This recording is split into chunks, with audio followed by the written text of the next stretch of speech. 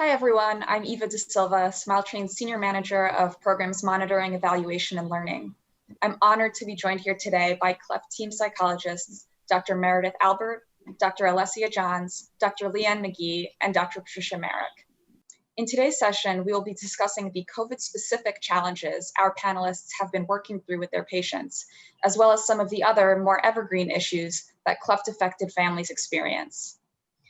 So let's start with Dr. Magee. Dr. Magee, many cleft-affected individuals and families here today struggle with surgical decision-making when it comes to cleft treatment. Can you first define what we mean when we refer to surgical decision-making in this context, and share some of the challenges your patients and their families have struggled with? How do you support them through this process? Sure. So surgical decision-making is a complex set of decisions that our families and their care providers make. Eventually including patients as well. Initially, when babies are quite young, I think treatment decisions are pretty well laid out for them in terms of when surgeries are going to occur. But families do have a say in the specific timing of those things for many procedures. Particularly as children get older, there is a little bit more flexibility in the timing of procedures. And as we move into more elective surgical procedures, families get a lot put on them to decide whether and when to proceed with various surgical options. I think it's critically important that from a very young age, kids, parents, and clinicians are a collaborative team in making decisions about treatment, empowering our kids to understand what the options are that are up for discussion, thinking about the pros and cons, the choices that they have in various treatment options, and really having a good age-appropriate understanding of what's involved for them in terms of the surgery and recovery are quite important. So as a psychologist on the Cleft team, one of the roles I play is in making sure that our families and the patients really understand what their options are, that kids have an appropriate expectation for what could happen in terms of what's the likeliest outcome for them with a surgical procedure, and that families, including the patients themselves, have a sense of what is up for their own choice. Can they say no? Can they say not now? Can they say yes to all or part of what's on offer by the medical and surgical team? In that way, I think it can be an ongoing conversation for our families.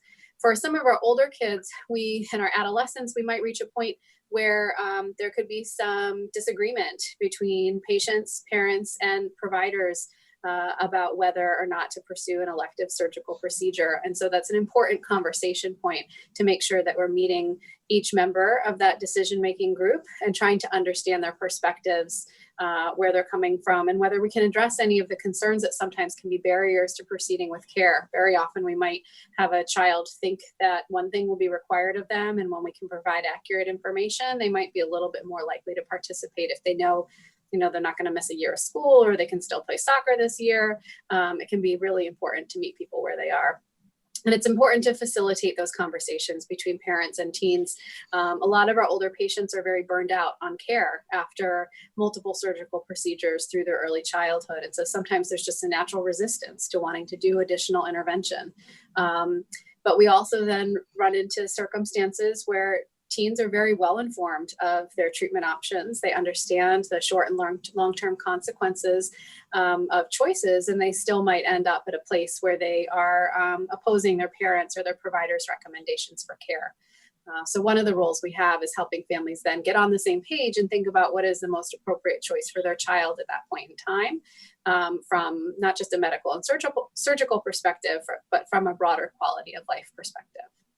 Great. Well, speaking of barriers to care, how has the COVID pandemic affected the surgical decision-making process of the patients and families that you work with? I think it's been twofold. For most of our centers, there was an interruption in care when non-essential medical and surgical procedures were kind of shut down in the context of COVID to prioritize access to healthcare for COVID patients. What that meant for a lot of our families who are facing elective or more flexibly scheduled surgical procedures is that something that maybe they'd been planning for months or even years was suddenly on hold for an uncertain amount of time.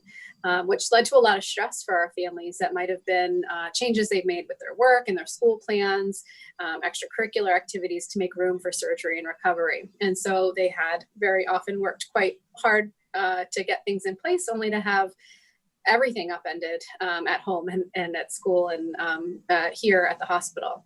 For our families who were facing more essential surgical interventions, so like initial repairs that were necessary to make sure that babies were feeding appropriately, there was a lot of anxiety there as well, because our families were pretty nervous to be coming to the hospital at a time when fear was so high about contracting COVID. And so one of the roles that we play is in supporting our families, hearing their concerns, reviewing the precautions that are put in place to keep their kids safe throughout surgery and recovery, and helping them navigate that process when maybe their access to their support systems was a little bit more limited than we might have had in pre-COVID times.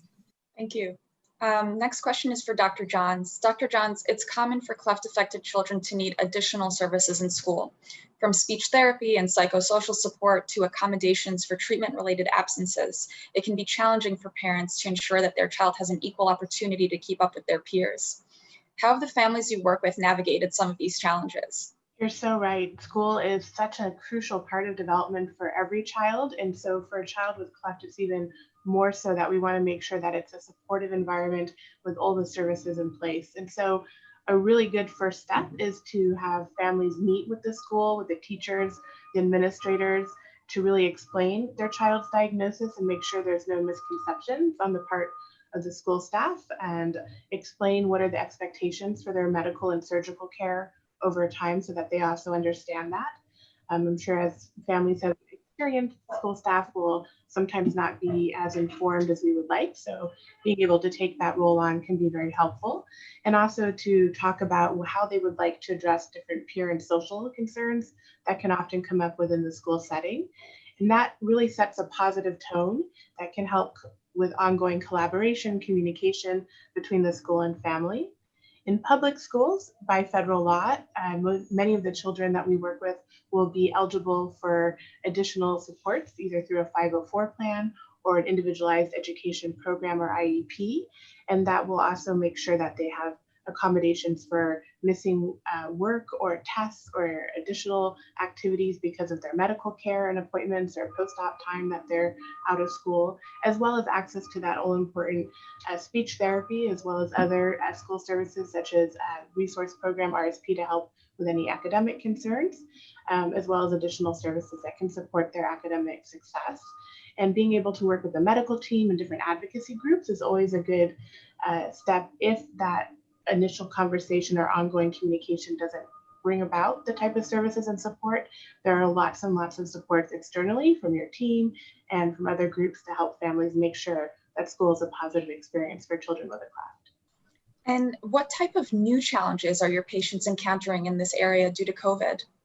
So since the Safer at Home mandates were put in place due to COVID, school districts were really struggling initially to figure out how to provide education. And I feel that this is talking with families really improved this school year compared to last school year. And so that even though there are some schools that are holding classes in person, particularly for special day classes, the vast majority of students are still in some sort of model of remote learning. And this is putting a lot of pressure on families to be able to not only juggle everything else that they have going on in life, but also be part of their child's education and making sure that the most of the special education services or IEP-based services are now being provided through teleconference rather than through worksheets or telephone calls. So that's shown an improvement, but it's still not replacing the in-person level of services that we would hope to have in place and return to soon.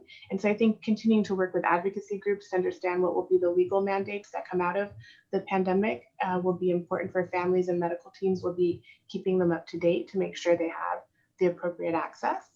And I think in terms of being able to manage the remote learning, there's a lot of different strategies that families are familiar with and have been put in place in terms of having the same routine, following a schedule, creating a classroom environment in the home with minimal distractions, using headphones, taking stretching breaks, making sure they schedule virtual time to be with peers to replace all that missed social time. And that's not happening as easily in the highly structured way that tele-teaching has to take place. And also making sure to use praise and rewards to reflect the effort that the children are putting into this very different way of learning.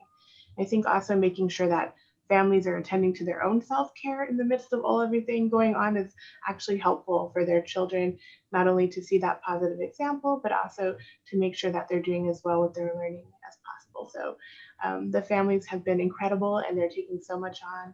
And so they also deserve all the support and some downtime. All good things to keep in mind. Thank you, Dr. Johns. Next question is for Dr. Marik. Many cleft patients experience low self-esteem and body image issues. How do you support your patients, especially those in elementary and middle school who are struggling in this area? Yeah, that's a great question. And I definitely think that's one of the things that's oftentimes on minds of parents, even when they first learn that their baby has a cleft, is how will my child be perceived? How will they perceive themselves? And I think it's important to think about, even from the start, what families can do and what support systems can do to support their child's healthy self-concept, healthy self-esteem. That includes, one of the most important things would be kind of valuing and honoring your child's medical journey. It's important to remember that many of their big surgeries, or a lot of their big surgeries, happen before they will even be aware of it or before they'll even have memories of it. And while that's potentially great that they don't remember going through a lot of those surgeries, it also can be a real gap in them knowing their history and knowing their identity and how they came to kind of be where they are. So having, some families will have a photo album, they'll keep trinkets from the hospital in a memory book or memory box or something like that, just so that your child, when they are integrating their cleft into their identity, can go back and look at their first year or so of life and see what happened to them there. Another really important thing that families can do is ensure that they're having some real set discussion time about what's going well in life and even what's a challenge in life. So this can be a place where your family can sit down and talk about, this went really well with the friend, or this friend was kind of mean to me today. And having this existing structure, whether it be dinner time, whether it be bedtime, whether it be, on the way home from school or in the morning for breakfast or whatever, if a child knows that there's an existing structure in the family where I can bring up this really hard thing that happened today, or I can bring up this really negative way I'm feeling about myself, they're much more likely to do that than if they have to seek out a parent, find a time where the parent isn't as busy, and bring it up. I had a family tell me that they like to call that roses and thorns. They go over and they say, the rose of my day was this, the thorn of my day was that. So just making sure that your child can talk about those things. Also making sure that as adults, we're being really mindful of how we talk to and about ourselves. Kids are always listening, and they look to the adults in their lives to figure out how to interact with themselves. And if all they see is you being really hard and critical on yourself and saying, I really screwed up that thing at work, or, can't do this one thing that I was really supposed to do, and that means I'm a failure, that can really impact the words that they use to describe themselves. So making sure that you're talking about challenges that you had, things you're proud of yourself for doing, ways that you dealt with maybe a tough situation, showed some resilience or some grit. If you're a young adult or a teenager and you have a cleft, making sure, looking at how you're talking to yourself. Are you saying things to yourself that you would say to a friend? And a lot of times we're nicer to our friends than we are to ourselves. So making sure that we're speaking really balanced. And, we all are good at some things and less good at other things, and that's okay. But making sure that we're being really balanced with ourselves about how we talk about ourselves. Making sure that we have some good positive peer relationships as parents, guardians, adults taking care of kids, making sure you're fostering those positive peer relationships. We know that one or two good friendships can really guard against some negative feelings about yourself. It can guard against some peer concerns, make it so that a child is less likely to kind of integrate any peer concerns that they may have into their identity if they do have a positive friendship. Making sure that kids are, engaging in things like sports, theaters, clubs, volunteering. Those kinds of things can help us have a really well-rounded sense of identity and sense of ourselves. Bullying is always something that comes up when we're talking about self-concept. And if you're concerned that your child's being bullied, once again, making it okay for them to talk to you about it, not immediately rushing to the school to address it, but working with your child to figure out, was the intent bullying? Was it more of just a question? If it was bullying, how does your child want it handled? Doesn't mean you're definitely going to do what they want, but just getting their input, encouraging them to do some problem solving to see if they can, with your support, address the problem versus you kind of rescuing them from that situation, making sure that the adults that are around are supposed to be kind of supervising when the bullying happens, whether that's a coach or a teacher or hall room, or homeroom monitor, hallway monitor, whatever it may be, making sure that those adults are aware of what's happening and monitoring it. It can absolutely be really important as well.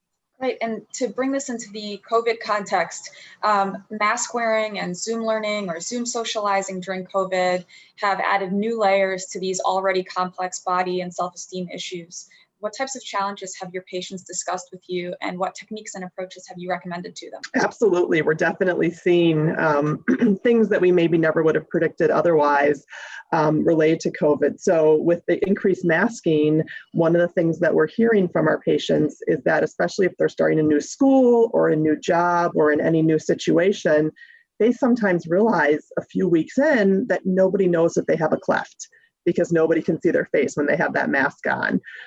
So that opens up a whole new can of worms of, do you tell people? How do you tell them? Do you not tell them? Do you just kind of pull down your mask and show them? How do you navigate a world that you never had to consider before because it was kind of apparent? We're seeing our kids who have speech differences or hearing differences. Sometimes the masking can be a real challenge, either because it makes them harder to understand, or if they relied on reading lips a little bit more than they realize, suddenly if everybody, including the teacher, is wearing a mask, they can suddenly realize that they're not hearing as well or comprehending as well as they had been before. With that, it would be working with the school to figure out how can we do accommodations surrounding that while still keeping everybody safe, working with the audiologist on your team to figure out what could be done to address that in that school setting for kids who are back in school.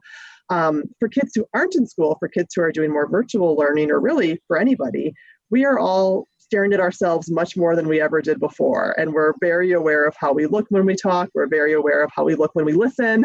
We're just much more aware of our appearance and how we present ourselves. So suddenly people with clefts, kids with clefts, adults with clefts are realizing or having more awareness of their appearance. And that might be good. It might be less good. I think we're not quite sure yet. Maybe some of the long-term impact of that, but having some discussions with your child about how are you feeling about being on camera? If your child really doesn't want to be on camera, working with their teacher to figure out how can we support them, make sure they're still learning what they need to be learning. If your kid's dragging their heels and doesn't want to go to school in the morning, log on, check in with them and see if it might be related to that, being more aware of their appearance. And you can always connect with your team or your pediatrician to get some referrals for more formal mental health services if these problems are becoming significant or really impacting daily life. Thank you, Dr. Marik. Let's turn now to Dr. Albert. Dr. Albert, many cleft patients also wrestle with general anxiety issues. How do you approach this topic with your patients and their families? So that's a great question. And when we look at anxiety and other mental health issues, that's certainly at the forefront of our minds as psychologists when we're meeting with patients, whether it's in a team and with the multidisciplinary group in our clinics, or we're working in a surgical clinic or something like that. And so a lot of the themes that have come up already from my colleagues, we're gonna look at because they can be very anxiety provoking events.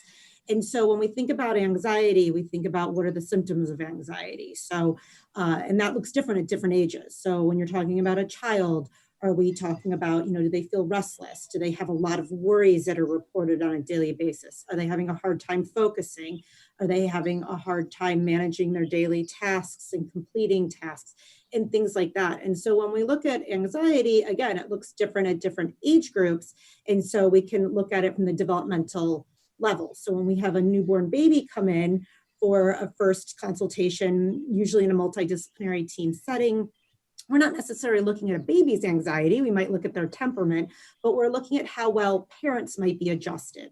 So first and foremost, having a new baby is exhausting for almost anybody. And so we want to make sure that that parent feels as well adjusted as they possibly can. And we look at their support services and their support system and who else they have in their environment or at home or in their community that can be helpful to them. Certainly when you have a baby born with a cleft, that can add a lot of added challenges. And so we want to pay special attention to how things like feeding and sleep how parents are managing all the appointments that are required.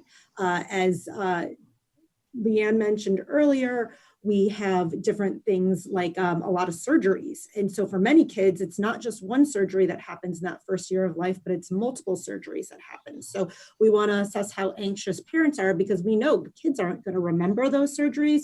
But most parents actually will forget years later about most of those experiences as well. But in the moment, we want to make sure parents are as well prepared as they possibly can be. And as children get older and they become more school age, they're much more involved in their care. And so when we're talking about something like surgery, we want to assess for their understanding of surgeries. If a child's anxious or worried about surgery, that's okay. That's a normal kind of feeling to have. And so we want to look at where is that level of anxiety on a continuum. We want to make sure kids are getting accurate information about what their surgery is going to look like. We want to make sure that they're as prepared as they can be to support recovery, knowing that that also helps children and families better manage their worries.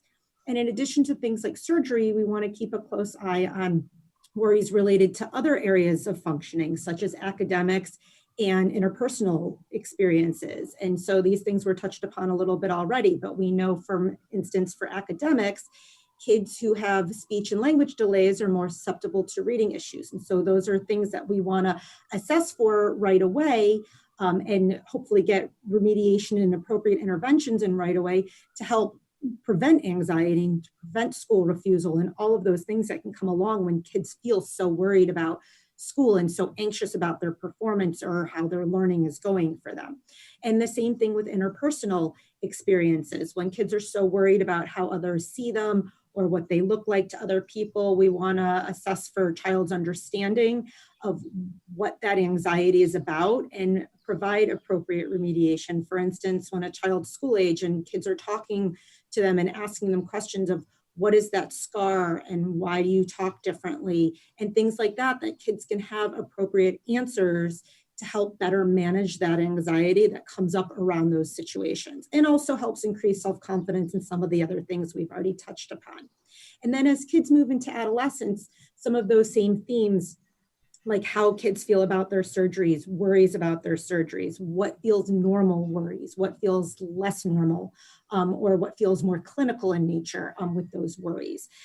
For instance, when a teenager is undergoing a jaw surgery, for many, that's an appearance-altering surgery. And we know that teenagers are very concerned and very aware of how they appear to others.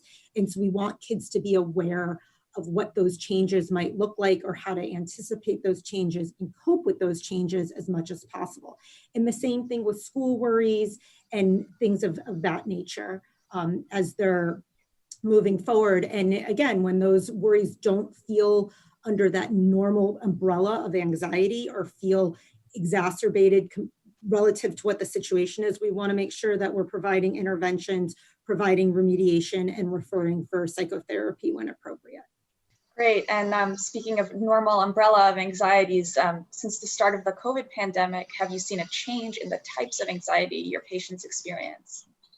Good question. No, we are not living in a time under a normal umbrella of anything right now, let alone our mental health functioning. And so anxiety can be present for people regardless of what's going on in their community or their environment. There can be a neurological basis to anxiety, but there can also be a situational influence to anxiety. And for many of our patients who we wouldn't think of as normally anxious people are feeling anxious. And so we're living in such unpredictable times. None of us have a crystal ball. And so it's really hard to be functioning in a time when we're so uncertain and unsure about the future. And so some different things that families can do, this was touched upon, is think about how as adults and caregivers, we're talking about our own anxiety and we're talking about the future. And it's okay to let kids know that, you know what, we're worried about the future too. We're worried about what things are going to look like,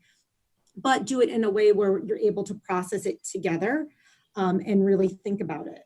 Something when we're talking about developmental differences, adolescents will tend to internalize things more and can refer to more negative types of coping, where children And younger kids are going to be much more externalizing their behaviors. So it might be easier to identify some of that anxiety. But regardless of what's going on, we want to make sure that we're doing what we can to support our kids. So that might be things like talking about what's going on in the world, but doing it in a very developmentally appropriate way, answering questions as honestly as you can, and making sure it's okay to say, you know what, that's a great question. I don't have an answer. It might be something that you can seek out together, or it might be a discussion of how can we feel okay with this uncertainty. And some of the things that you can do to feel okay with being unsure about our future is providing consistency and structure and routine in places where we can. Good sleep hygiene, maintaining a consistent bedtime, maintaining good nutrition, finding ways, particularly for most of the United States right now, we're in still pretty decent weather. And so you can still be outside, going for a bike ride with a peer where you can do it in a very socially distant, safe sort of way, and coming up with those different kinds of discussions. We can't anticipate with school. One week we're staying home from school, the next week we're going into school, then we're on a hybrid model and things like that. So really talking about what you do have control over with your children, and that's you have control over how hard you work in school, getting your assignments completed no matter what they look like. And so really looking at those pieces and working together to get as comfortable as you can with the pieces that we have less control over right now. Great. I think that's great advice for everyone at this time. So in closing, I'd like to first thank each of you again for the work you have done and for the work you continue to do to support cleft patients and their families. We so appreciate you sharing your expertise with us, as well as your thoughts about different ways families can work through some of the unique challenges caused by the pandemic. To our audience, please visit our panelists' bios to learn more about their work. Thank you, everyone.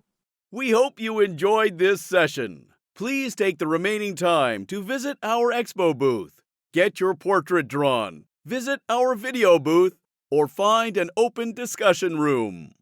Share your smile. Post on social and tag @SmileTrain using #cleftcon.